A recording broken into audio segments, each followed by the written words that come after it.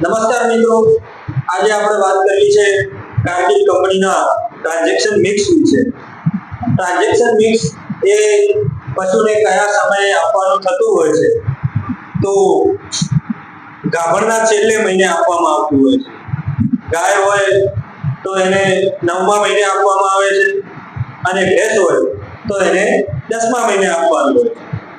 Transaction mix આપવાની રીત તો સવારમાં 2 કિલા અને સાંજે 2 કિલા એમ દિવસનું એક પશુને 4 કિલા આપવું પડતું હોય છે। સૂકા ઘાસચારા સાથે આપવામાં આવે તો એનાથી સારું એવું રિઝલ્ટ મળે છે। હવે ટ્રાન્ઝેક્શન મિક્સ આપવાથી શું ફાયદા થાય છે? તો ટ્રાન્ઝેક્શન મિક્સ આપવાથી એક તો તેની અંદરની ક્વોલિટી સુધરે છે, એના દૂધમાં વધારો થાય છે। ગયા વેતરમાં જે પશુએ દૂધ આપ્યું હોય એનાથી દૂધ વધારે આપે છે અને દૂધ ઉપર ઝડપી આવતું હોય છે।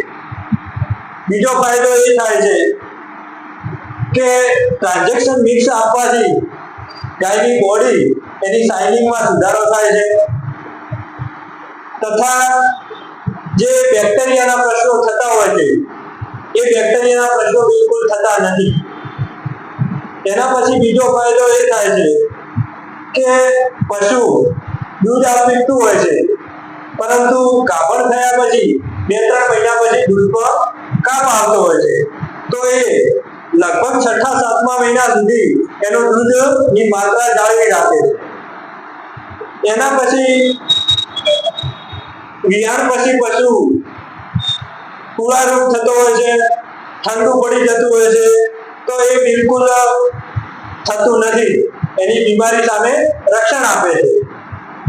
એના પછી બીજો ફાયદો એ થાય છે કે વિહાણ પછી આપણે દરેક પશુની ગોળ છે, સોવા છે, તેલ છે એવી વસ્તુઓ આપતા હોય છે તો એ આપવી પડતી નથી।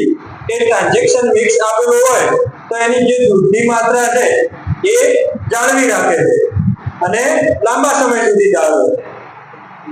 પછી પશુ વિહાણ પછી એની જે મેલી પડતી હોય છે એ 8 થી 10 કલાક સુધી લગભગ પડતી હોય છે, પરંતુ જો ટ્રાન્ઝેક્શન મિક્સ આપેલું હશે તો એની મેલી 3 થી 4 કલાકમાં પડી જશે।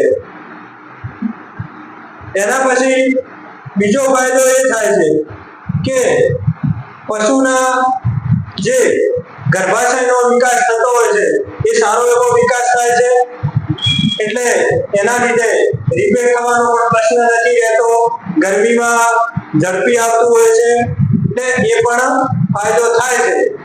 તો વિડીયોમાં એક વિડિયા બતાવું તમને કે જે પશુને ટ્રાન્ઝેક્શન મિક્સ ખવડાયેલું છે તો એની અંદરની ક્વોલિટી તમે જોઈ શકો છો, એના શરીરની બોડી તમે જોઈ શકો છો, એની ચોબડી પર જે શાઇનિંગ છે એ પણ તમે જોઈ શકો છો અને તમે પણ તમારા પશુને 2 પેગ ખવડાવી અને એનું રિઝલ્ટ મેળવી શકો છો। પરિંદા ફિલ્મી છે અમારો શોખ ને